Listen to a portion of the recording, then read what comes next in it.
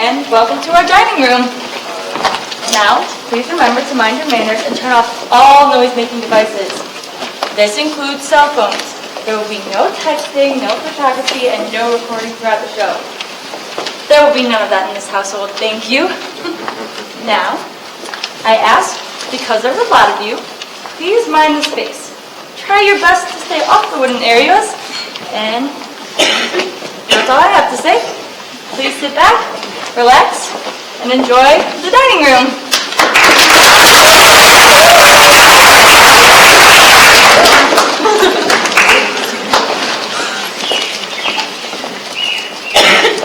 And the dining room. Oh boy.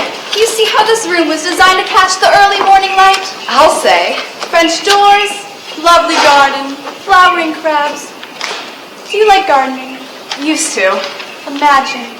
Imagine having a long, leisurely breakfast in here. As opposed to instant coffee on Eastern Airlines. Exactly. You know, this is a room after my own heart. I grew up in a dining room just like this. Same sort of furniture. Everything. So did I. And here we are. Welcome home. How much are they asking again? Make an offer. I think they'll come down. Trouble is, we'll never use this room. Oh, no. We won't. The last 2 houses we've lived in, we've used the dining room table to sort the laundry. Oh, dear. Maybe you better show me something more contemporary. That means looking farther out. How long have we got to find you a home? 1 day. Oh. And how long will the corporation keep you here after we found it? 6 months to a year. Yeah. Then we should definitely look farther out. You can look at the kitchen on our way out. You shouldn't have shown me this first. Oh no, I thought it was something to come by. You spoiled everything else. We'll find you a house that we've got all day. But wasn't it a lovely room? Let's go or I'll buy it. The dining room. Yes? Notice how we gravitate right to this room? I know it. Are you sure Mother doesn't want this stuff in Florida? She hardly has room for what she's got. She wants us to take turns without fighting. We'll just have to draw lots then. Unless one of us wants something and one of us doesn't. We have to do it today. Do you think that's enough time to divide up a whole house? I have to get back, Sal. Look, we'll draw lots and then go through the rooms taking turns. Here, we'll use this salt spoon. You get the spoon, you get the dining room. You mean you want to start here? Gotta start somewhere. You mean you want the dining room? Yeah. What happened to the stuff you had? Jane took it. It was part of the settlement. If you win, where will you put it? That's my problem, Sal. I thought you had a tiny apartment. Find a place. I mean, your children won't want it. Probably not. Then where on earth? Come on, Sal, choose. You don't want it? Of course I want it. I mean, you already have a perfectly good dining room. Not as good as this. You mean you want 2 dining rooms? I give our old stuff to Debbie. To Debbie? She's my oldest child. Does Debbie want a dining room? She might. In economy? She might. In She just might, Arthur. Look, I don't want to fight. Which hand? Are you planning on putting it in storage? I might. Checked on that. Costs an arm and a leg. So does shipping it to Denver. Good morning, Annie. I know what'll happen if you win. What? You'll end up selling it. Selling it? That's what'll happen. It'll kick around for a while and you'll end up calling a furniture dealer. You know, I'm absolutely amazed you'd say that. I don't want to fight, Arthur. Neither do I. Maybe we should defer the dining room. Maybe we should. Good morning, sir. Good morning, Annie. Selling the dining room, is that what you told Mother I'd do? I told her I'd give you the piano if I could have the dining room. I'd be lucky if I keep this spoon. I'll give you the piano and the coffee table if I could have the dining room. Annie, Yes, sir? did I find a seed in my orange juice yesterday morning? I strained it, sir. I'm sure you did, Annie, but I think I might have detected a small seed. I'll strain it twice, sir. Seeds can wreak havoc with the digestion, Annie. They can take root and grow. Yes, sir. I'm sorry, sir.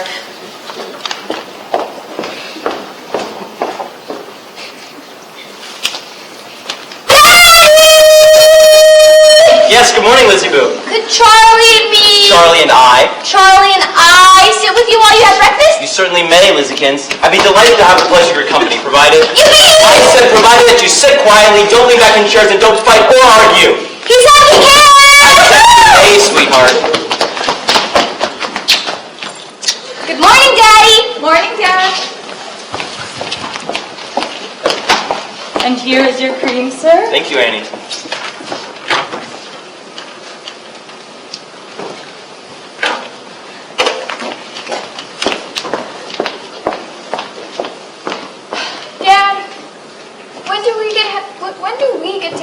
fresh cream in our shredded wheat. When you grow up, that's when. I'll tell you one thing. If there's a war, no one gets cream. If there's a war, we'll all have to settle for top of the bottle. Mother said she was thinking about letting us eat dinner in here with you every night. Yes, we were both thinking about that, and we're both looking forward to it. As soon as you children learn to sit up straight, and I see no reason why we shouldn't have a pleasant meal every evening. Well, could we try it tonight, Dad? Could you give us a test? No, not tonight, because tonight we're having a small dinner party. But I sure hope you and Liz will come down and shake hands. I get so shy, Dad. Well, you'll just have to learn, sweetie pie. Half of life is learning to meet people. And what's the other half? Was that a crack? No. That was a crack, wasn't it? That sounded like a smart guy wisecrack to me. And people who make cracks like that don't belong in dining rooms. I didn't mean it as a crack, Dad. Then we'll ignore it. We'll go on with our breakfast. Your car's here, Lizzie, for school? Okay. Thank you, Annie. Thank you, Annie. Goodbye, Daddy. Goodbye, darling. Don't be late. Say hello to the driver. Work hard. Run, run. Goodbye.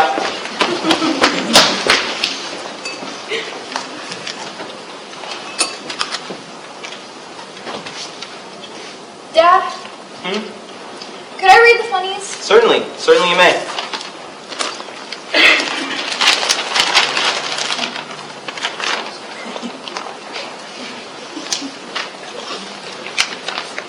This won't mean much to you, but the government is systematically ruining this country. Oh, Miss Kelly told us about the government. Oh, and who is Miss Kelly, pray tell? She's my teacher. I don't remember any Miss Kelly. Oh, she's new, Dad. And what has Miss Kelly been telling you? She says there's a depression going on. I see. And there are thousands of people waiting in line for bread. I see. And the government has to step in and do something. I see. Annie! Yes, sir? I'd very much like some more coffee, please. Yes, sir? You tell Miss Kelly she's wrong. Why? I'll tell you why. If the government keeps on handing out money, then no one will want to work. And if no one wants to work, there won't be any funding for things such as private schools. And if there are no private schools, then Miss Kelly will be standing along the bread lines with everyone else. You tell that to Miss Kelly, if you please. Thank you, Annie.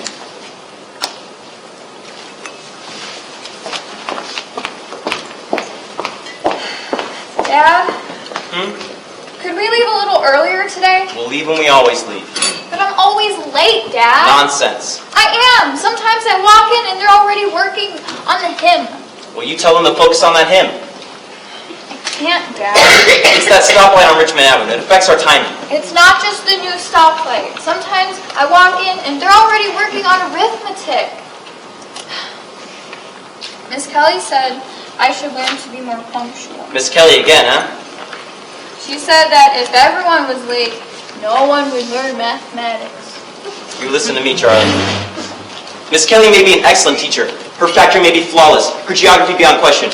But she does not teach us politics. Nor does she teach us how to live our lives. She's not going to tell you or me to leave in the middle of a pleasant breakfast and get stuck in the bulk of morning traffic just so you can be on time for a silly hymn. Long after you've forgotten that hymn, long after you've forgotten how to factor, long after you've forgotten Miss Kelly, you will remember these pleasant breakfasts around this desk. And here comes my beautiful wife to prove it.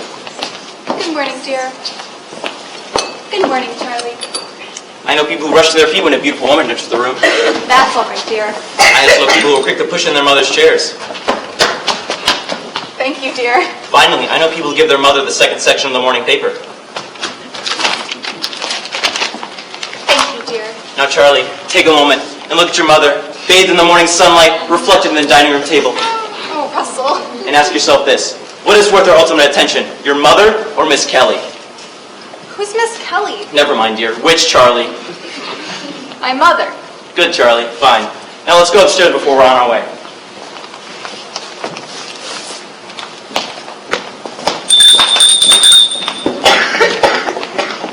Good morning, Mrs. Good morning, Annie. Tell Irma I'll have 2 poached eggs this morning. Please, Annie. Yes, Mrs.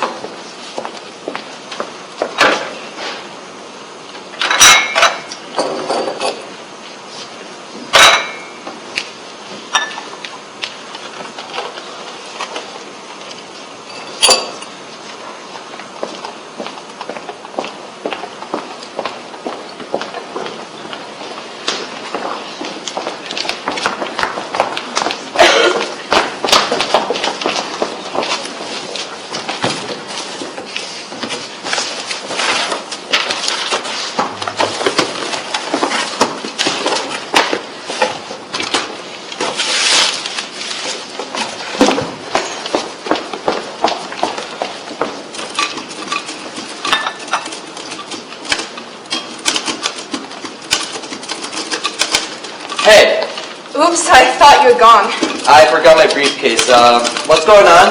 I have to get this term paper done. In here. Where else? You're going to type. Of course I'm going to type. In here, at that table. Why not?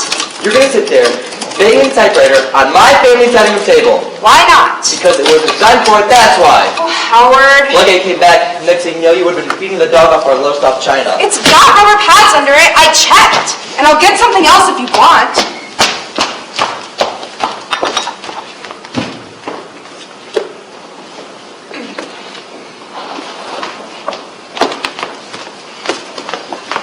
You are not going to use those placemats. I thought I would, yes. Those are good placemats. We haven't used them in 10 years. Those are extremely good placemats, Ellie. Mother got those in Italy. All right.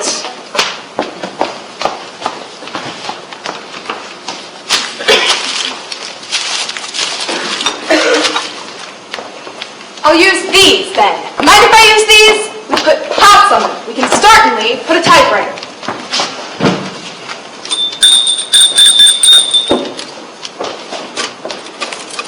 Yes, Mrs.?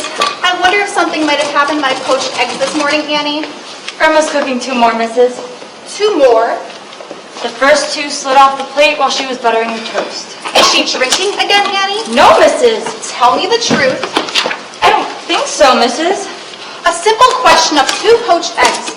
Honestly, Annie, sometimes it's better if we just simply do things ourselves. Yes, Mrs.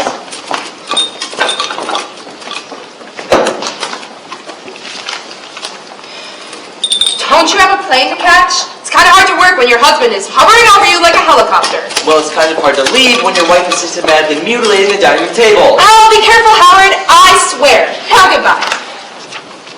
Couldn't you please just look somewhere else? I'd like to know where, please. What's wrong with the kitchen table? It doesn't work, Howard. Last time the kids got peanut butter all over my foot. I'll set up the bridge table in the living room. Oh, and I just have to move whenever you and the boys wanted to watch a football game. You mean you're gonna leave all that there? I thought I would, yes. All that crap all over the dining room? It's a term paper, Howard. It's crucial for my degree. You mean you're gonna commandeer the dining room table for the rest of the term? It just sits here, Howard. It's never used. What if we want to give a dinner party? When have we given a dinner party? What if we want a few people over for Christ's sake? We can eat in the kitchen. Oh, Jesus. Everybody knows these days. That doesn't make it right.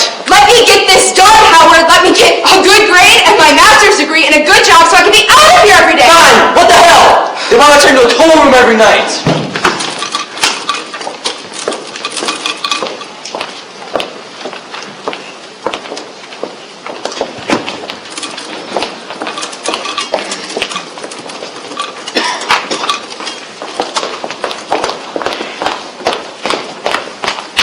Why would you tell Mojo to wake me up, Mother? Let me just finish this grocery list. I mean, it's Saturday, Mother.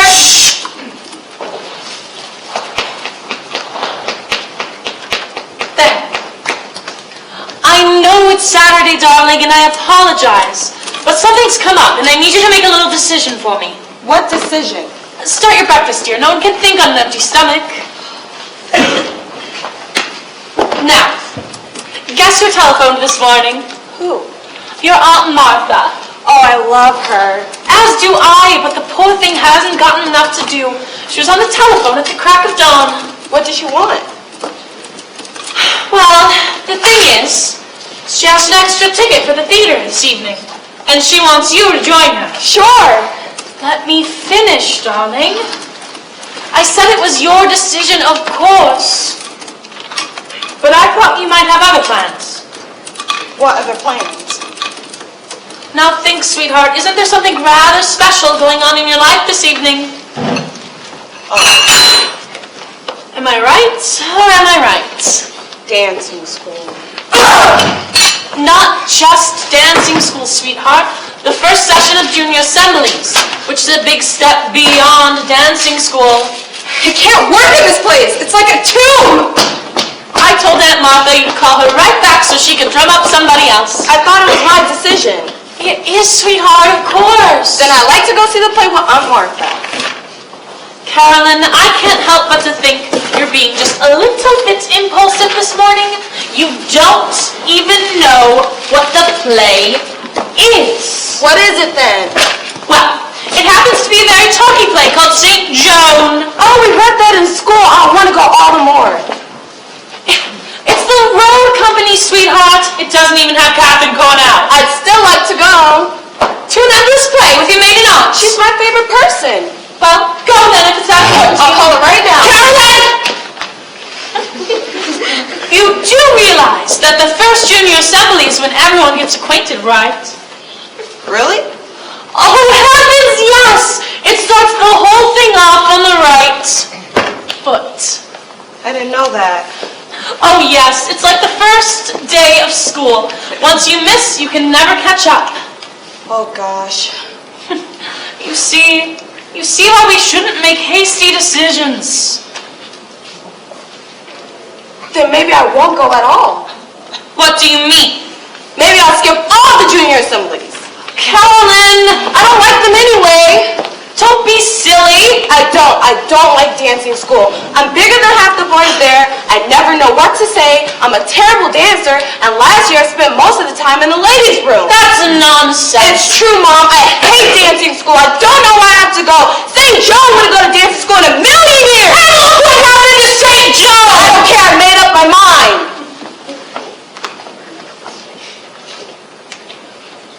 Your Aunt Martha seems to have caused quite a bit of trouble this morning. I'm glad she did. Your Aunt Martha seems to have opened a whole can of worms. Maybe. And what do you suppose you do all the other Saturdays? When there's no Aunt Martha, no St. Joan, and all of your friends are having the time of their lives at junior assemblies. I'll do something. Like what? Hang around here, listening to that stupid hit parade, bothering the maids when we're planning to have a party? I'll do something, Mother. You're obviously not old enough to make an intelligent decision. I knew you wouldn't let me decide. All right, then decide. I'd like to. Before you do, let me tell you a very short story about your dear Aunt Martha, who also had to make a little decision when she was your age. She decided, if you breathe a word of this, I will strangle you. That she was in love with her riding master. So she threw everything up and ran off with him to Teos, New Mexico, where your father had to track her down and drag her back. But it was too late, Carolyn. She'd already been overstimulated. And from then on in, she refused to join the workday world. Now think about that while I order the groceries. And besides,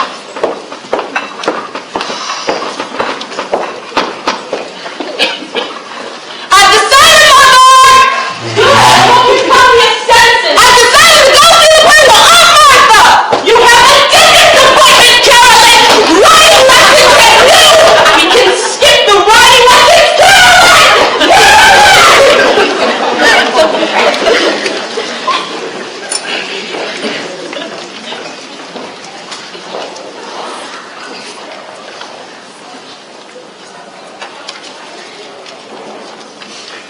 Michael! You scared me out of my skin. I wanted to. Your mother said you was sick this morning. I am. So sick you couldn't go to school. I am, Aggie. I upchucked twice. Then you get right straight back to bed. How come you haven't done my room yet? Because I thought you was sleeping. I've just been lying there, Ag, waiting. Well, I've got more to do now. Since Ida left, I've got the silver and the downstairs lavatory and all the beds besides. My mom says you want to leave us. When did she say that? Last Thursday when she was cooking dinner, she said, now there's a war you want a job with, more money. Is that true, Ag? Maybe. Money isn't everything, you know. Listen to him now. You could be rich as Croesus and still be miserable. My Uncle Paul's as rich as a king and he's still drinking himself into oblivion. What do you know about all that? I know a lot. I ate dinner in the dining room and I listened. And I know that my Uncle Paul's drinking himself into oblivion. And that Miss Williams has a tipped uterus. Here now, you stop that talk. Oh, it's true, Ag, and it proves that money isn't everything. It's not just the money, darling. Then what is it? Don't you like us anymore? Oh, Michael. Don't you like our family? Oh, Mikey. You You still mad at me when I peeped in on you in the bathtub? That's enough now. Then what is it, Ag? Why do you want to leave us? Because I don't want to do domestic service no more. Why? I don't like it no more. That's because you have too much to do. No, darling. I'll help you. I'll clean my room, and I'll take care of my towel, and I'll be much more careful when I pee. Lord love you, lad. No, really. And I'll tell my parents not to have so many dinner parties. And I'll tell them to give you more time off. I'll tell them to give you all Sunday off. No, darling, no. I'm serious, Ed. I know, darling, I know. Okay, let's measure it out then. So when are you leaving? As soon as your mother finds someone else. She can't find anyone, Ed. She will. No, she can't. She says she can't. They all show up with dirty fingernails and dyed hair. 62 inches. Fine room. Big room. But you can't go. You can't just leave people in the lurch. Look at these French doors. I'm looking. I'm also thinking about heat loss. I'll stay till you go away for the summer. 8 feet, 2 inches. Are you going to get married, Ag? Maybe. That guy you told me about from your church? Maybe. Are you going to have a kid of your own? Oh, you will. I know you will. Hold it tight now. Are you ever coming back? Oh my, yes. No, you won't. I will, surely. No, you won't. And I'll never see you again. 12 feet, 4 inches. Come here, Mike. No. Come here and give Aggie a big hug. No. Why should I? No. Just to squeeze for old time's sake? Go hug your own children, Agnes. I've got a whole pile of homework to do. I'm just going home from school. Michael! Okay, there's your dining room, Doctor. There it is. Big room, light room, commodious room, One of the reasons we bought the house. and one of the reasons we should consider breaking it up.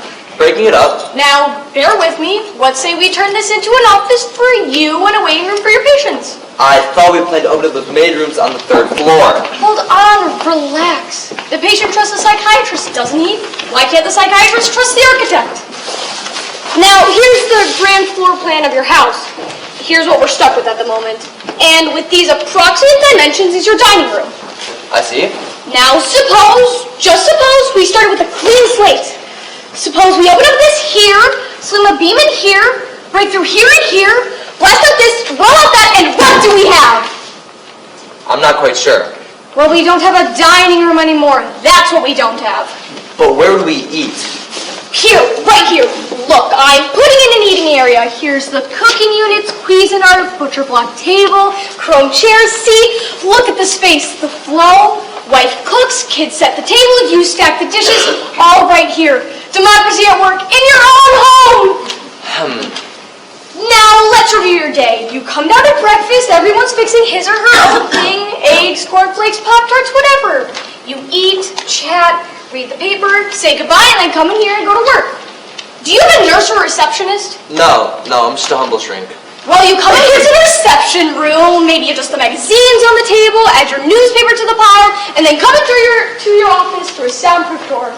You turn on your stereo console here, maybe even select a book from the wall unit here, and then sit down behind your desk module here. You read, you listen to music, soon buzz, a patient arrives. You set aside your book, turn on your stereo console, and buzz him in through the soundproof door. He flops on your couch. He tells you about his dreams. You look out the window. He leaves. You write him up and buzz on the next. Soon, it's time for lunch. You come in here and have lunch with your wife or maybe one of the kids, maybe even stroll back for a nap. More buzzes, more patience. Soon, it's time for a good, easy, cooperative supper with your family. But not in the dining room. No, not in the dining room. This room, it has such resonance. So does a church. That doesn't mean we have to live in it. Look, I know whereof I speak. I grew up in a room like this. Oh, yes? Oh, sure. This is like home turf to me. Really? Oh, God, yes. My father sat in a chair just like that. And my sister here, and my mother here, and I sat right here. Oh, it all comes back. You want to tell me about it? It was torture, that's all. Those endless meals waiting to begin, waiting for the dessert, waiting to be excused so they couldn't lean on you anymore. Was it that bad? Man, it was brutal. I remember one time I came to the dining room table without washing my hands, and my father, Go on.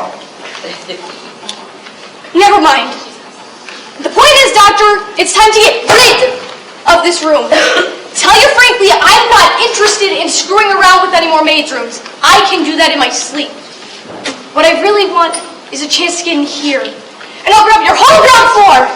Now, what do you say? I'll think about it. Okay, fine. Take your time. Tell you what, I'll send you my bill for the work I've done so far. Good, and I'll send you mine.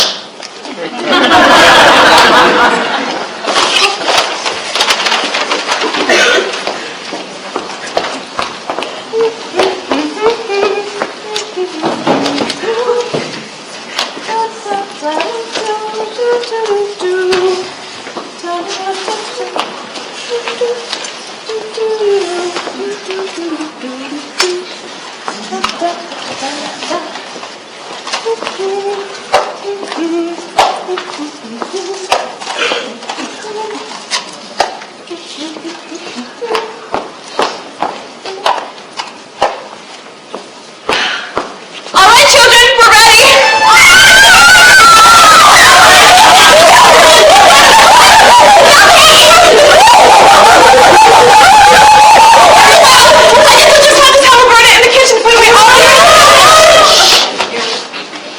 Very good. That's much better.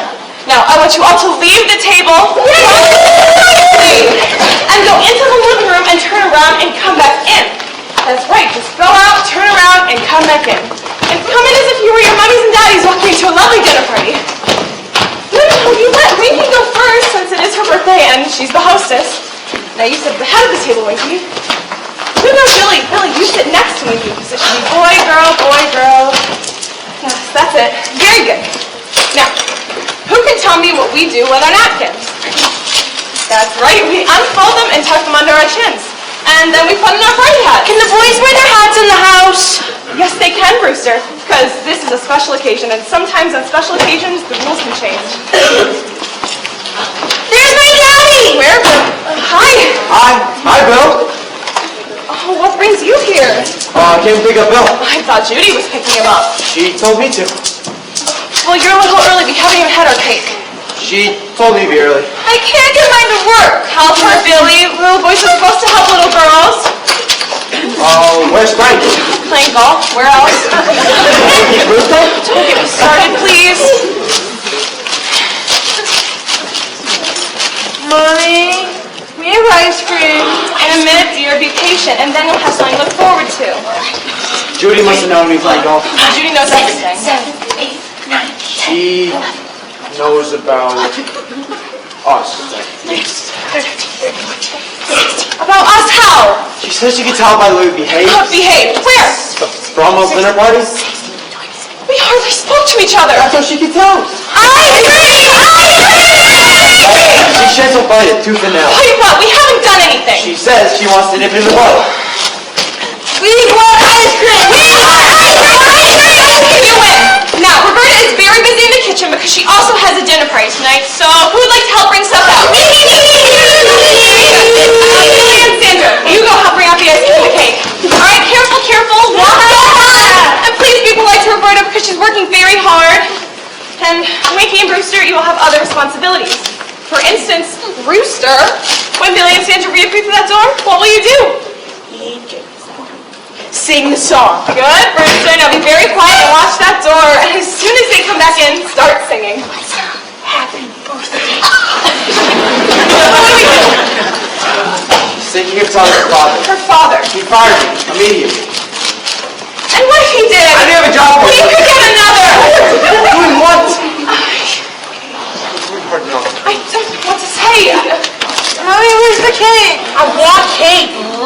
Happy birthday to you. Happy birthday to you. Happy birthday, dear Winky.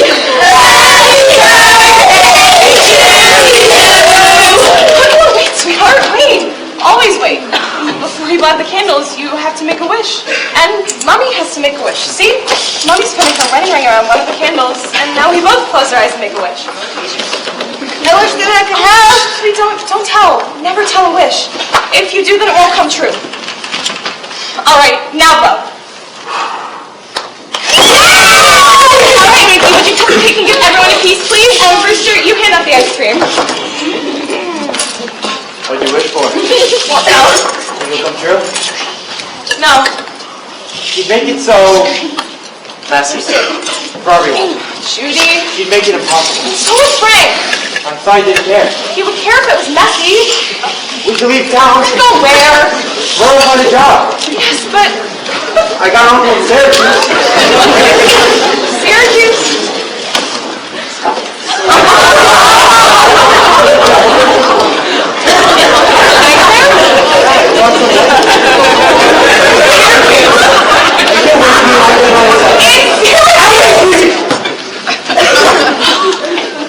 At least you be free. Winky, wipe your mouth, please. Billy? Just come here a minute, please. Do you have to go to the bathroom? No. Stop doing that, please. Doing what? You know what? Go back down and enjoy the party. Sorry. I grew up here. I know. To just pick up states. I know. This is where I Me live. too. Well, just to behave ourselves. Dad, I Be good little children. can't stand this. And if we're sitting next to each other, let's make more of a conscious effort. We won't be sitting next to each other for a while. Judy will see to that. For a while, anyways. For quite a while.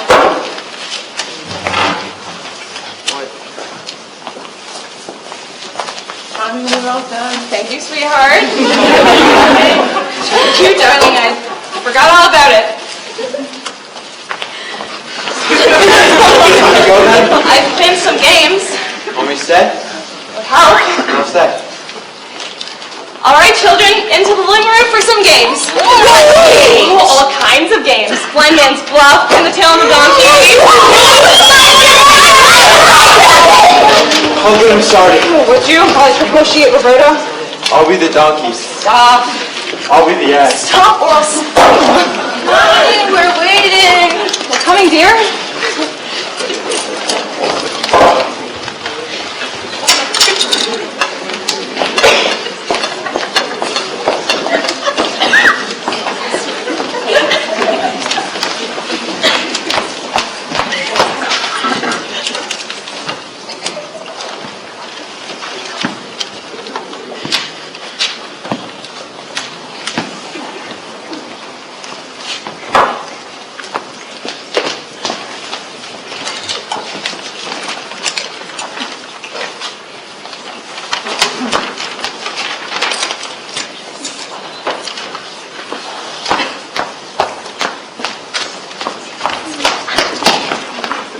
Grandpa?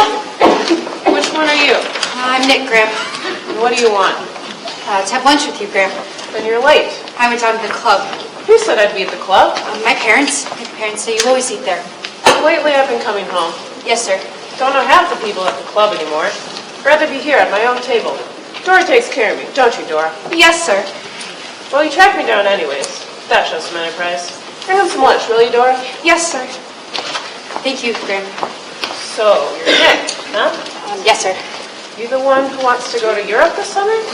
No, that's my cousin that's married. You the one who wants an automobile? Says you can't go to college without an automobile? No, that's my brother Tony, Grandpa. Well, what do you want then?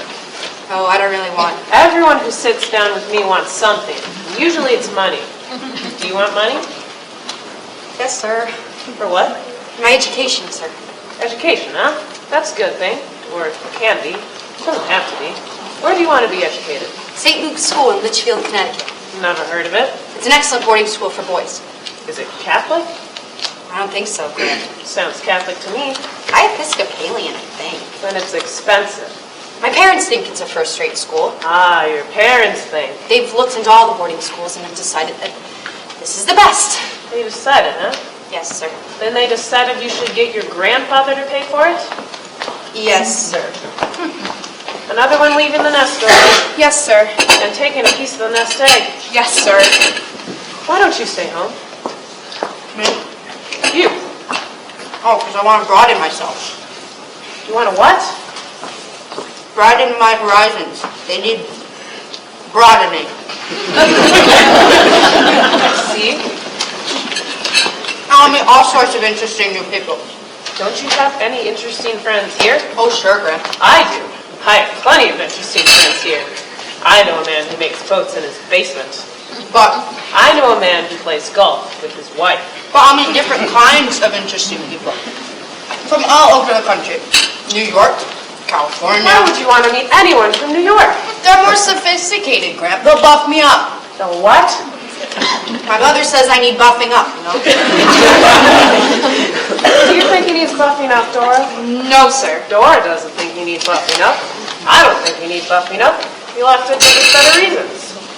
Okay, well, they have advanced Latin there.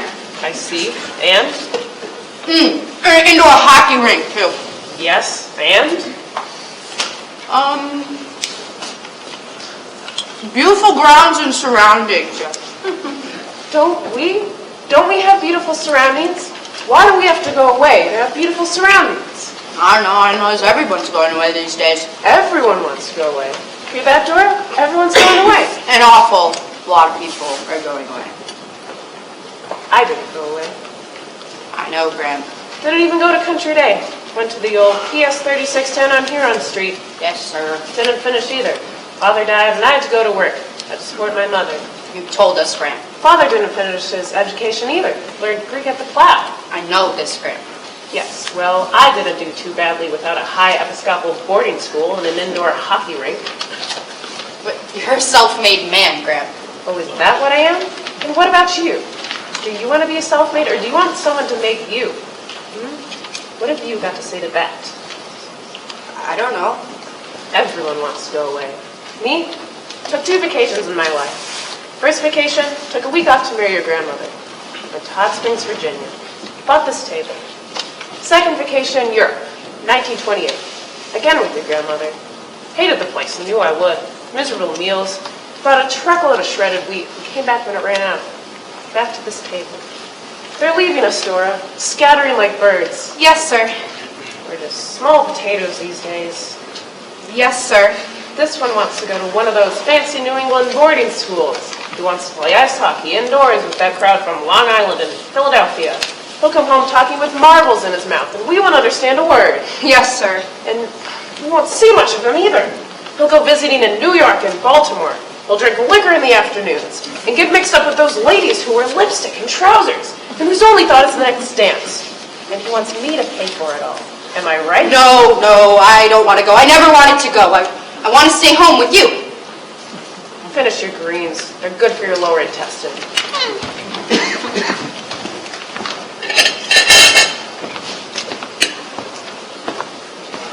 No, you go. You've got to go. I'll send you to St. Cousie's and Betsy and Miss Whatsy's and Young Andy to whatever it's called, and Mary can go to Europe this summer, and Tony can have a car, and it's all fine and dandy. Go on, all of you. Travel, see the world, it's bound to happen. But you know who'll be here when I get back? I'll tell you who'll be sitting right there. Some Irish fella, some Jewish gentleman who'll be saying the same thing to his grandson. And your grandson will be back at the plow. And come to think of it, that won't be a bad thing either, will it, Dora? No, sir.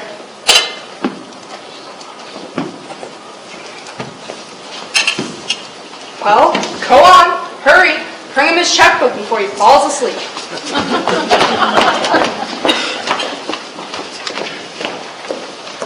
What do you think? You're in trouble. Oh dear, I knew it. It's becoming a glue. I know the feeling. Coming apart at the seams. Do you think it's hopeless? Let me check under the table. It shakes very bad.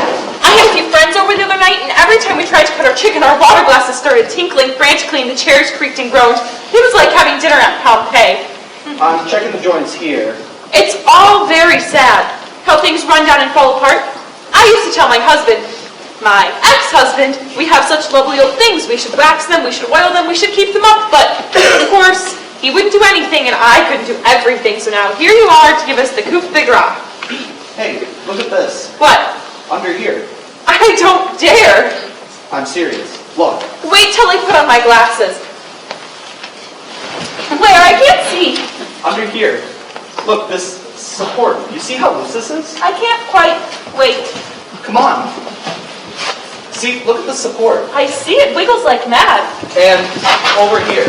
I'll have to put in a whole new piece in over here. See, this is gone. I see. And, excuse me, please, this pedestal is loose.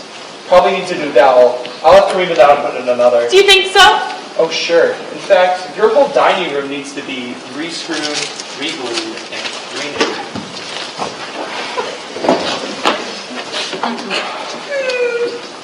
What's the matter? I've never been under a table before. Oh, yeah?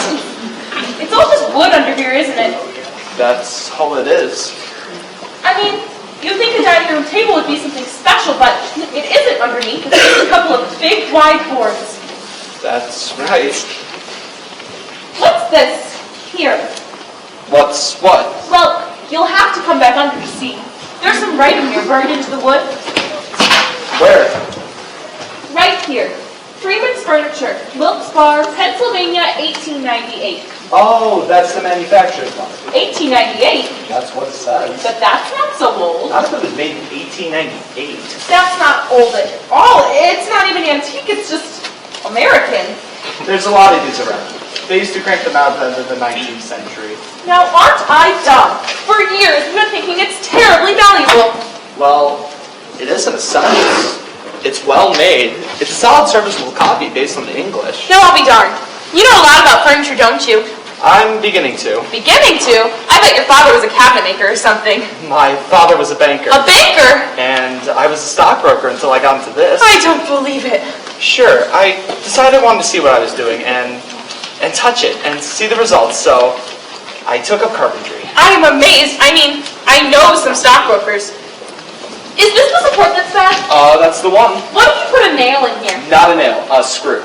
All right, and another one over here, or at least some household cement. Well, they do have these epoxy glues now. All right, and you can put a matchbook or something in here. Not a matchbook. A wedge then, a wooden wedge. Good idea. See, I can do it too.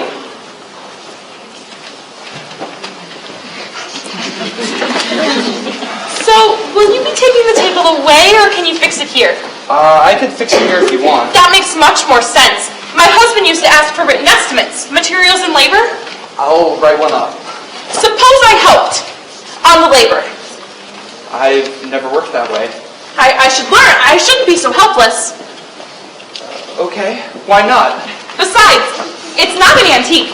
If I make a mistake, it's not the end of the world, is it? Not at all. When could we start? Today. Now if you want. Then we're a partnership, aren't we? We should have a drink to celebrate. Okay. What do we have? Something snappy like a martini? No, I gave them up at the stock market. How about a beer? Fine idea. Good solid beer, if I've got it.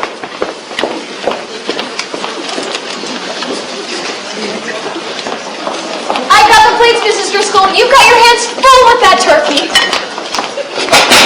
Okay, hurry up. They're gonna be here soon.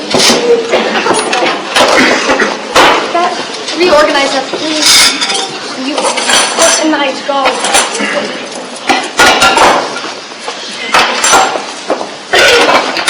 Hurry up, faster, faster, faster.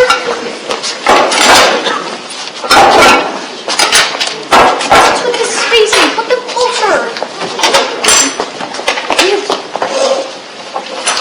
Thank you. We're ready, everyone! Come on in!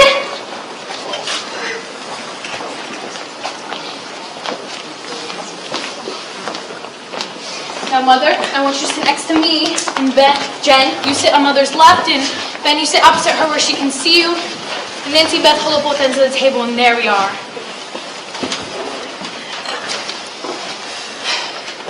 What's the matter, Mother? I'm not quite sure where I am. You're here, Mother, in your own dining room. This is your dining room table, and these are your dining room chairs, and Here's the china that you got on your trip to England. And look, here's the silver handled knife. Silver handled carving knife which Father used to use.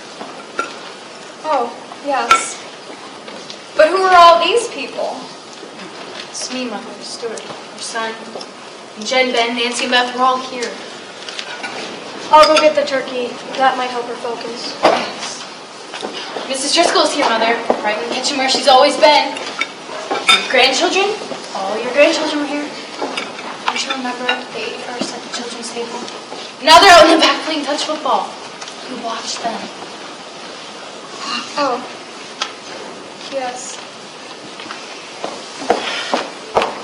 Ah, and look, here comes Nancy with the turkey. Put it right here, Nancy. Isn't it a beautiful bird, Mother? And I'm going to carve it just like Father used to and give you a small piece of the breast, then a dab of dressing, just as always, Mother. Just as always. And Jen will have the drumstick, and Beth will get the wishbone, and Ben will end up with the Pope's nose. Am I right, Ben? Save some for Mrs. Driscoll. I always do, Nancy. Mr. Driscoll likes the second joint. This is all very nice, but I think it's time for me to go home. You are home, Mother. You lived here 52 years. Forever. Can someone call a carriage for me, please? I live at 18 Summer Street with my mother and my sisters. It's not there now, Mother. Don't you remember? There's a big building there now. Well, thank you for having me and asking me to join you. Thank you.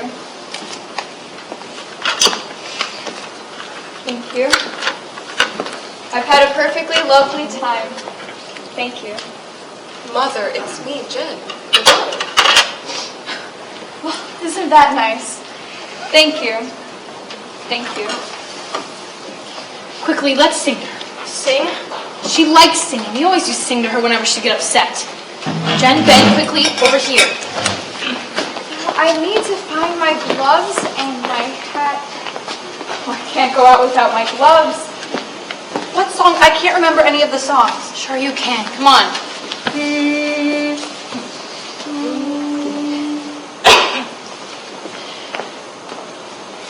As the blackbird in the spring, 'neath the willow tree, sat and piped, I heard him sing, singing orally. Orally, orally, made of golden hair, sunshine came along with thee, and swallows in the air. I love music. Every person in my family could play a different instrument. Quickly, second verse, she's coming around. In that blush a rose was born, music when you spake. Through thine azure eye the morn sparkling seemed to break. Orally, orally, made of golden hair, sunshine came along with thee, and swallows in the air.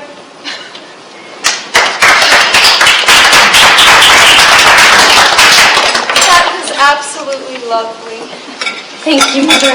But now, I've simply got to go home. My mother gets very nervous if I'm not home in time for tea. Look, Jen, Ben, drive her down, tell her everything. The new office complex where her building used to be, the entrance to the thruway, the new Howard Johnson Motel, everything. And she'll see there's nothing there at all. I'll bring the car around. Her coat. I'm coming too. Just have to go through the motions.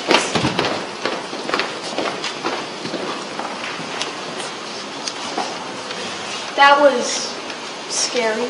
I know, I suddenly feel so precarious. it could happen to us all. No, but it's as if we didn't even exist. As if we were all just a ghost or something. Even our own kids, she walked right past them. And guess who walked right by us? Yes. Know what I'd like? What? A good stiff drink. I'm with you. I'll bet Mrs. Driscoll could use a drink too. Bet she could. Let's go out and ask her. Mrs. Driscoll. Let's have a drink with Mrs. Driscoll and then dig into this turkey and help her with the dishes and figure out how to get through the rest of this damn day.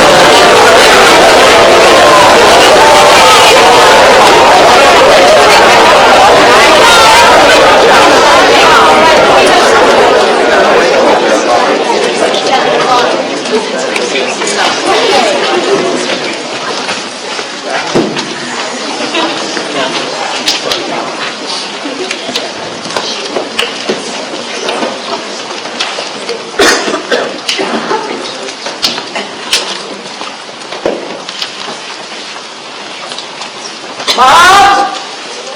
Mom! Anybody home?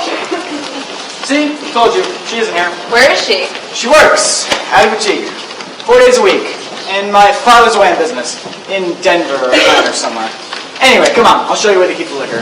My mom's always there when I get home from school. Always. Bummer. And if she's not, my grandmother comes in. The liquor's in the pantry. Oh. Hey. Nito. What? This room. Sorry, dining room. I know, but it's viciously nice. Which do you want? Gin or vodka? You decide. Well, there's more gin, so it's less chance we'll notice. Gin then. But the reason there's more gin is I put water in it last week. Vodka then. Tell you what, we'll mix in a little of both. Okay. Do you use this room? Oh, sure. Special occasions, huh? When the relatives come to visit? Every night. Every night? Well, at least every night they're both home. Really? Oh, yeah, sure. Whenever they're home, my father insists that we eat dinner in the dining room at 7 o'clock. Here, gin and vodka and Fresca. The boys are coming later. It must be nice, eating here. Oh, yeah, sure. You bet. We have to lug things out and lug things back, and nobody can begin until everything's cold. We're supposed to carry on a decent conversation, and everyone has to finish before anyone can get up. And it sucks, if you want to know. It sucks out loud.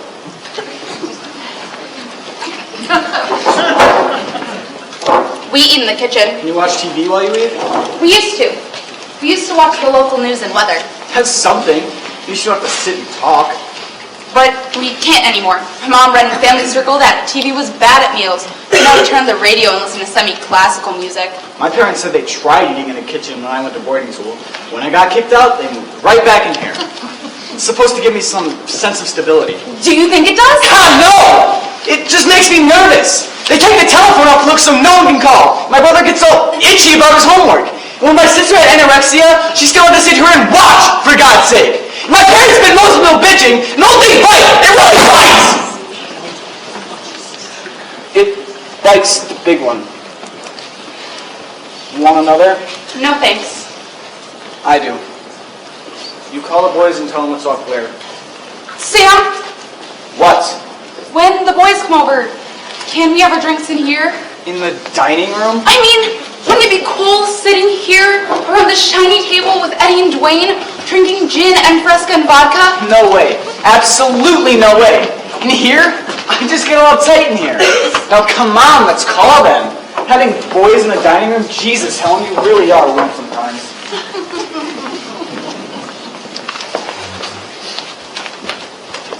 I'm in here, Gordon. I made tea. Tea? Tea. Why tea? Because I like it. I love it. Or would you like a drink? No thanks. Go ahead. Don't worry about me. I'm all over that. We even have it in the house and I never touch it. No thanks, Kate. Then have tea. It's very good. It's Earl Grey. You ought to be getting back. Gordon, please. Have tea. All right. Thank you. Tea in the dining room? Where else? Should we huddle guiltily over the kitchen table? No. Then tea in the dining room. What would you like, lemon or milk? Whatever. Gordon, Milk then, no sugar. milk it is. We'll sit down for heaven's sake. Thought I heard a sound. Oh, really? And what sound did you hear? A distant lawnmower, a faulty burglar alarm? Thought I heard a car. What's a car on this godforsaken street? Should we rush to the window, cheer, white flags? Oh, easy, Kate. Well, I doubt very much that you heard a car. Stop. The sound. The car.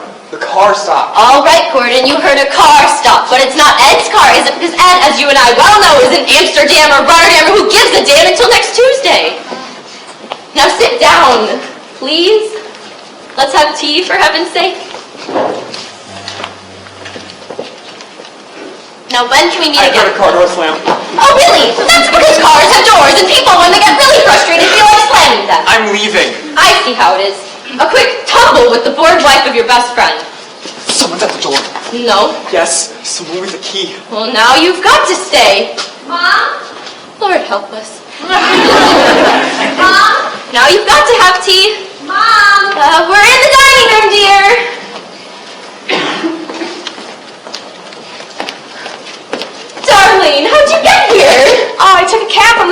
You look marvelous, taller than ever. Say hello to Uncle Gordon. Hi, Chris. Welcome home. Hi. What's this? Is this what they teach you at Deerfield? Not to shake hands, not to call people by name? Hello, Uncle Gordon. Hi, Chris. But what brings you home, my love? I expected you Saturday. I got honors. Honors? You get sent home 2 days early if you get over 85 average. Oh, but then you should have telephoned. I want to surprise you. I ought to go. Nonsense! Have more tea. Chris, would you like some tea? I was taking a nap, and then Gordon decided to stop by, and so we thought we'd have tea. Have some tea, dear, or a Coke. Have a Coke, or should I get you a beer? How about a beer for a big girl who gets honors? No thanks. I really better go. You won't have more tea? Can't. Sorry. All right, then. Goodbye. Bye. Bye, Chris. Goodbye.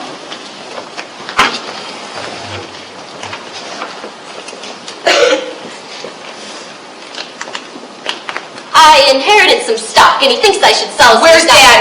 He's in Europe, darling, as I think I wrote you. He'll be home Tuesday? Oh, Mom. And what does that mean, pray tell? Oh, Mom. I'd like to know, please, what that means. I happen to be having tea, Christine. It happens to be a very old custom. Your grandmother used to have tea at this very table with this same china every afternoon. All sorts of people would stop by all the time. I'd come home from school, and there she'd be, serving tea. It's a delightful old custom, sweetheart. Where are you going? I asked you a question, please. You don't just walk away. Chris, I'm talking to you. I'm talking to you, and I'm your mother. The least you can do is... Want to up over here and hear it? I want to catch you in the late afternoon light. Certainly, Tony. Now, I thought I'd use this Irish linen placemat with a matching napkin that my husband, who is that? Your great-uncle inherited from his sister. They have to be washed and ironed by hand every time they're used. And then the silver, which was given to me as a wedding present by your great-grandmother. You see, 3-pronged forks, pistol-handed knives, and spoon with rat tail back. All Williamsburg pattern. This should be polished every time they're used. And then this is Staffordshire, as is the butter plate. All of this is bone. The wine glasses are early Steuben, but the goblets and finger bowls are both Waterford. None of it goes in the dishwasher, of course. It is all far too delicate for detergents. Finger bowls? Oh, yes. Our side of the family always do finger bowls between the salads and desserts. Would you mind showing me how they work? Certainly. Now, the maid would take away the salad plate like this, and she placed the finger bowls in front of us like this. They'd be filled approximately halfway with cool water, and there might be a little rose floating in it, or even a sliver of lemon. Now, certainly our napkins would be in our laps like this. And then we'd dip our fingers into the finger bowl, gently, gently. And then we'd wiggle them and shake them off and dab them on our napkins and our lips.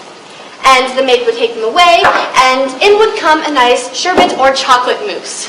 Thanks, Aunt Harriet. That's terrific. You're welcome. Now, Tony, dear, tell me again what all of this is for. I couldn't quite understand you on the telephone. Oh, it's a project for Amherst.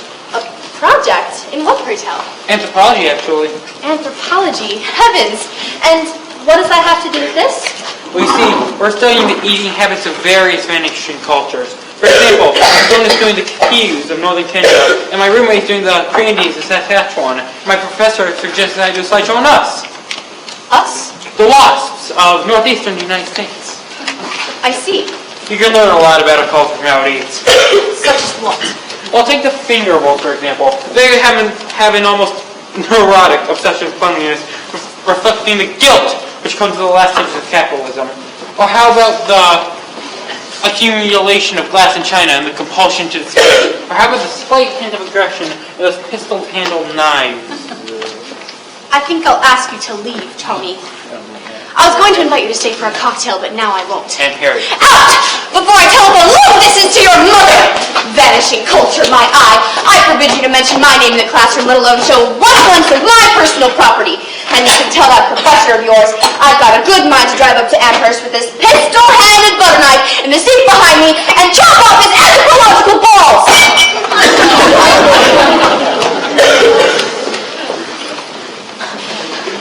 Where are you going now, Daddy? I think your mother might want a drink. She's reading to the children. That's why she might want one. She wants no such thing, Dad. Then I want one. Now? It's not even 5. Then let's go see how the Red Sox. Daddy, stop! Stop what? Avoiding me. Ever since I got here, we haven't been able to talk. Good Lord, what do you mean? Seems like everybody's been talking from the moment you got off the plane. Alone, Daddy. I mean alone. You know I mean alone. All right, we'll talk. Right here in the dining room. Matter of fact, I'm kind of tired. It's been a long day. I love this room. I've always loved this room. Always. Your mother and I still use it now and then. Once a week. Mrs. Robinson comes in and makes us a nice dinner, and we have it in here. Still, lamb chops, broilers. I've left him, Daddy. Oh. Well, a little vacation. I've left him permanently. Permanently is a very long word. I can't stay with him anymore, Dad. We don't get along at all. You may think that now, but Can we stay here, Dad? here, For a few months. with 3 small children. While I work out my life. What time is it? A little after 5? I think the sun is over the yard, don't you? And if it isn't, it should be. I think it's almost permissible for you and I to have a drink, Meg. Can we stay here, Dad? Make us a drink, Maggie. All right. I'd like scotch, sweetheart. Make it reasonably strong. You'll find a silver measuring decimal in a drawer by the tray. I want 2 shots and a splash of water, and I like to use the big glass with the pheasants on it, and not too much ice. All right. I saw Mimi Mott the other day. Can you hear me? I can hear you, Dad. There she was, being a good sport with her 3rd husband. Her 3rd, whose death is supposed and extremely disagreeable. So I took her aside. Can you hear me? I'm listening, Dad. I took her aside and I said, now, Mimi, tell me the truth. If you had made half as much effort with your 1st husband as you've made with the last 2, don't you think you'd still be married to him? I asked her that point blank, and you know what Mimi said? She said, maybe. That's exactly what she said, maybe. If she had made the effort. That's your generation, Dad. That's every generation. It's not mine. Every generation has to make an effort. I won't go back to him, Dad. I want to be here. I wanted the glass with the pheasants on it. I think the kids used it. So, can we stay here, Dad? I sleep in your room now. Your mother kicked me out because I snore, and we use the boys' room to watch TV. I'll use the guest room. And the children, They can sleep on the 3rd floor in the maid's room. we close them off because of the oil. I don't care, Dad. We'll work it out. Give it another try first. No. Another try. He's got someone else, Dad. She's living there right now. She's moved in. Then fly back and kick her out. Oh, Dad. I'm being serious. You don't know this, but that's what your mother did. One time I became romantically involved with Mrs. Shoemaker, and we took a little trip down to Sea Island together. Your mother got wind of it and came right down and told Betty Shoemaker to get on the next train. That's all there was to it. Now, why don't you do that? Go tell this woman to peddle her papers elsewhere, and we'll sit with the children while you do. I've got someone too, Dad. You mean you've had a little affair? I've been going with someone. A little fling? I've been living with him. Where was your husband? He stayed with his girl. And your children? Oh, they came and went. Sounds a little complicated. It is, Dad. And that's why I needed to come home. Now, let's review the bidding, may we? Do you plan on marrying this new man? No. You're not in love with him? No, he's already married anyways. And he's decided he loves his wife. No. But you've decided you don't love him. Yes. Or your husband. Yes. And your husband's fallen in love with someone else. He's living with someone else. Your children, my grandchildren, come and go among these various households. Yes. Sort of. Yes. Sounds extremely complicated. It is, Dad. It really is. Well, it seems to me the first thing you have to do is simplify things. That's the first. You ask the man you're living with to leave. You sue your husband for divorce. You hold on to your house. You keep your children in their... There's someone else, Dad. Someone else? Someone else? Entirely. A third person. Yes. What was that movie your mother and I liked so much? The Third Man? It's not a man, Dad. Not a man. It's a woman. Woman. I've been involved with a woman, Dad, but it's not working out and I don't know who I am.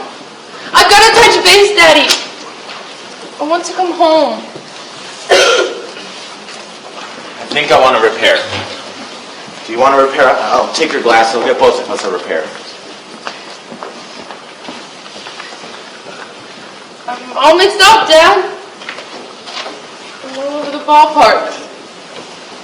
I've been seeing a crisis counselor and I've taken a part-time job and I've started jogging 2 miles every day, but none of it's working, Dad. I want to come home. I want to take my children to the zoo and the art gallery and the park lake and do all the things you and Mother used to do with all of us. I want to start again, Dad. I want to start all over again.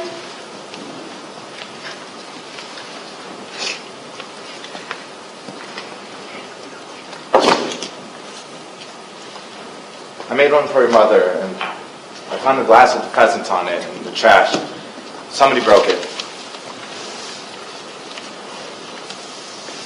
So why don't we go have a nice cocktail with your mother and see if we can get the children to sit quietly while we do. You don't want us here, do you, Dad? Of course we do, darling. A week, 10 days, you're most welcome. I can't go back, Dad. Neither can I, sweetheart. Neither can I.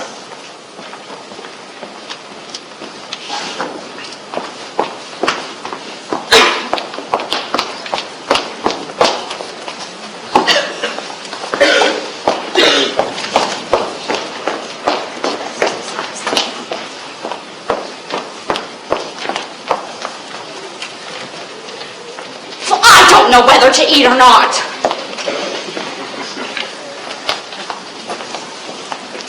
What's the trouble, Mother? I don't know whether to eat or not. Your father and I were sitting in the living room having a perfectly pleasant cocktail together when all of a sudden that stupid telephone rang. Now he's holed up in the bedroom talking away. Who's he talking to? I don't know. I don't even know. I think it's someone from the club.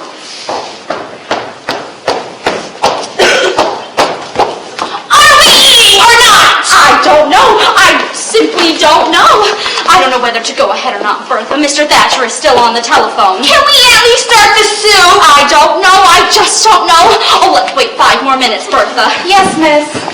Honestly, that telephone, I could wring its neck. It should be banned. It should be outlawed between 6 and 8 in the evening. I've got to go. Go? Go where? Out. You mean you can't even sit down and have some of Bertha's nice celery soup? I can't even finish my cocktail. Something very bad has happened. Bertha, would you mind very much putting the soup back in a saucepan and keeping it on a low flame? We'll call you when we're ready. Yes, miss. What on earth is the matter? Henry was insulted down at the club. Insulted? Uncle Henry? Pinky Byers made a remark to him in a steam bath. What did he say? Yeah, what did he say? I believe I was speaking to your mother.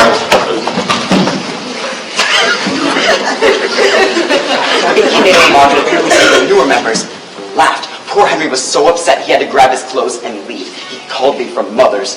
Oh, no. I telephoned the club. I spoke to several members who were there at the time. They confirmed the incident. I asked to speak to Pinky Byers, but he wouldn't come to the telephone, and now I've got to do something about it. Oh, no, oh, no. What do you say to Uncle Henry, Dad? I won't repeat it. I won't dignify the remark by repeating it in this house. Oh, come on, Dad. We're not babies. Yes, Standish, really. Okay. He said, Claire, I want you to leave the room. Yes, she should know. Everybody should know. These are different times. We're not quite ready yet, Bertha. Yes,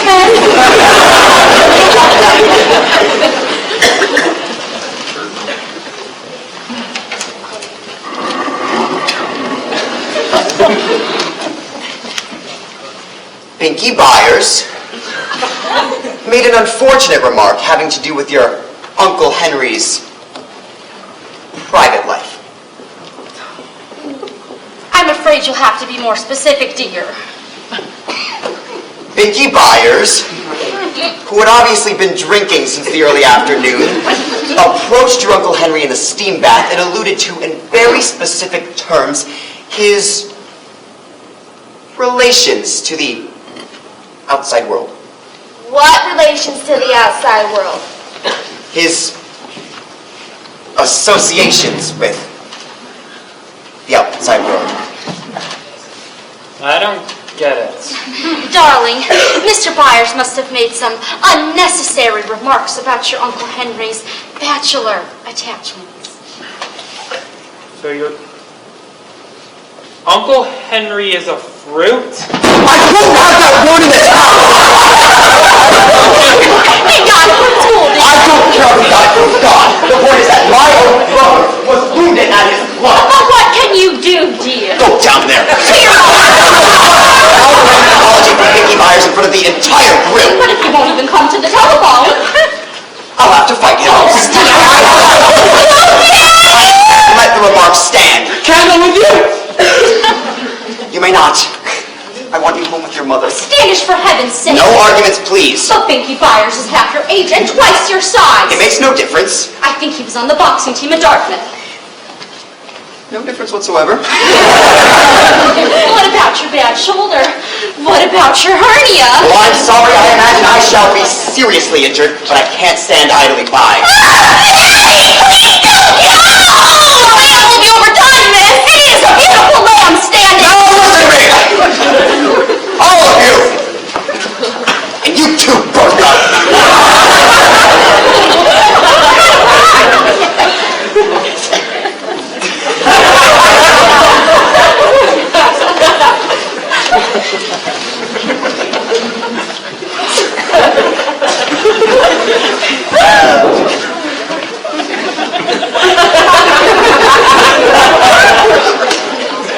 Now, there is nothing I would rather do than sit here with all of you now and enjoy some of Bertha's fine celery soup, followed by a leg of lamb with mint sauce and roast potatoes. Am I right about the sauce and potatoes, Bertha? Yes, sir! There is nothing I would rather have than that, but I have to forego it. The point is that my own brother was insulted at the club. And when he's been insulted, it means this family has been insulted. It means this table, these chairs, this room, and everyone in it, including you, Bertha, are being And so if I were to stay here, if I were to sit with all of you now, I wouldn't be able to laugh. I wouldn't be able to converse. I wouldn't be able to correct your grammar, David. I wouldn't be able to enjoy your fine meal, Bertha. I wouldn't even be able to kiss my handsome wife goodbye.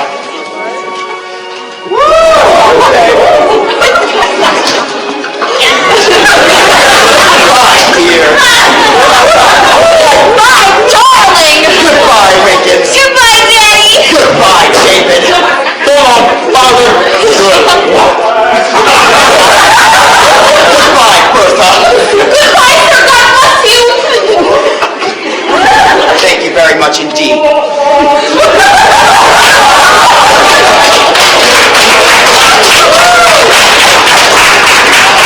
Of course we can't eat now, Bertha. Have something yourself and let people raid the icebox later on. Yes, miss. And the children can have lamb hash on Saturday. Yes, miss. David, you will now drive down to the club and wait for the outcome in the visitors' lounge. Yes, Mother. So get a book. Get a good book. Get Ivanhoe. We could be quite a while. And Claire, I want you to stay and hold the fort. All right, Mother. I want you to get on the telephone to Dr. Russell. I don't care whether she's having dinner or in the operating room. Tell him to be at the club to give your father first aid. All right, Mother. All right, Mother? What, for heaven's sake? Is it true about Uncle Henry? Well, it may be, sweetheart, but you don't say it to him, and you don't say it at the club, and you don't say it within a 10-mile radius of your father. Now, goodbye.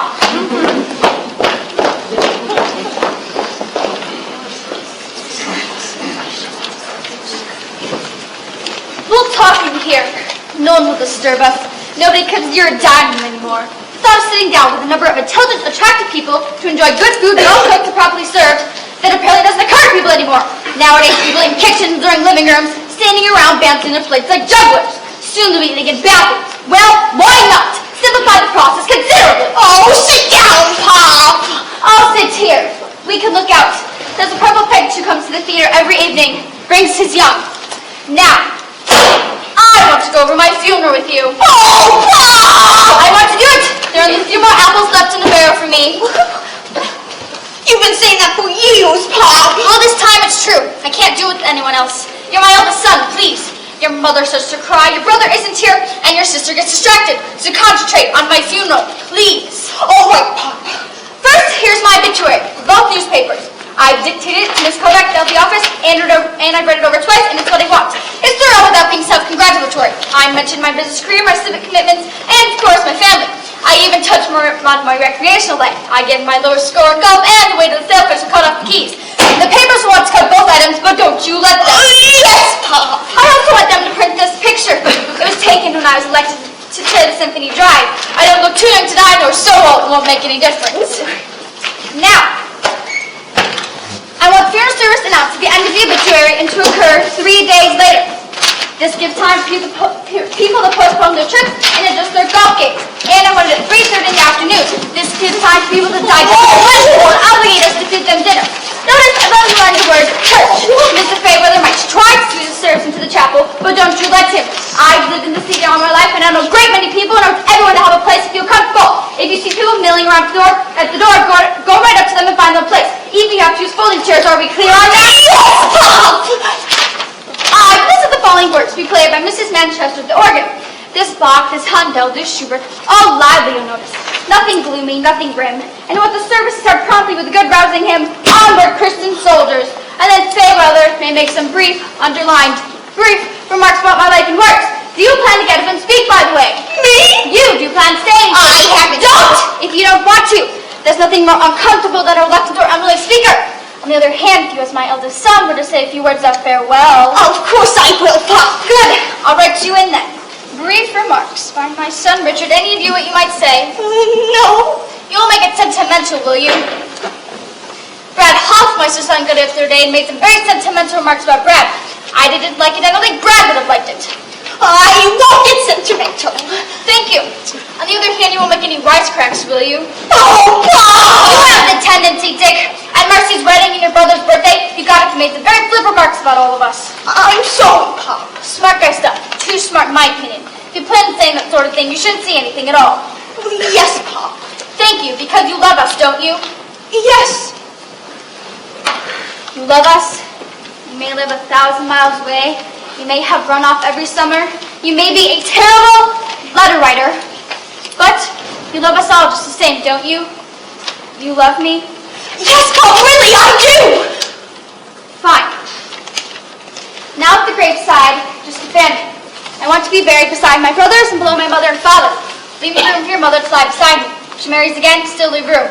She'll come back at the end. Oh, yes. Invite people here back after the burial. Stay close to your mother. She gets nervous at any kind of gathering, makes bad decisions. For example, don't let her serve you with a good beef eater's gin if people simply want to mix it with tonic water. And when they're gone, sit with her. Stay in the house for a few days. Please. I promise, Pop. And that's my funeral. I'm leaving you in this room, you know. After your mother dies, the table and chairs to you. It's the best thing I can leave you by far. Wow, thanks, Pop. Now rejoin your mother. I'll put this envelope on top of the will and stock certificates. The key will be in my left drawer. You didn't see the purple finch feeding its young. Yes, I did, Pop. You saw it while I was talking? That's right. Good. I'm glad you saw it. Oh!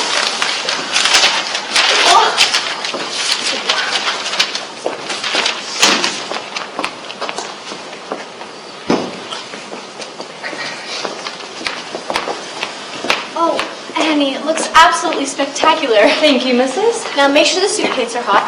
I always do, Mrs. But I think we can dispense with butterballs. Just give everyone a nice square. I'll do butterballs, Mrs. Would you? How nice. And keep an eye on the ashtrays, Addie. Some people still smoke between courses, but they don't like to be reminded of that. I know, Mrs. And let's see. Before everyone arrives, I would like to pay you. For you and for Velma in the kitchen, it includes your taxi so you can both leave right after you've cleaned up. Thank you, Mrs. There's a little extra in yours, Annie. Just a present because you've been so helpful to us over the years. Thank you, Mrs. Now I better go check the living room now. Yes, Mrs.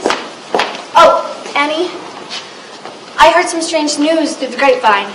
Miss Velma says you won't be available anymore. No, Mrs. Not even for us, Annie. We've used you more than anyone. I'm retiring, Mrs. But surely special occasions, Annie? I mean, if we're desperate, can I still reach you at your nephew's? He's moving away, Mrs. Where will you go? What will you do? I've got a sister in Milwaukee, Mrs. But we'll be lost without you. You'll manage, Mrs. Not like this. We'll never match this. Thank you, Mrs. I think I heard the bell. I'll get it, please. Women's coats upstairs, men's in the hall closet. Yes, Mrs. Annie.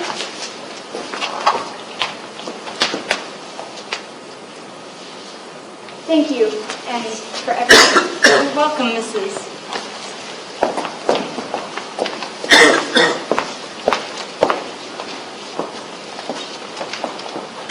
Lately I've been having this reoccurrent dream.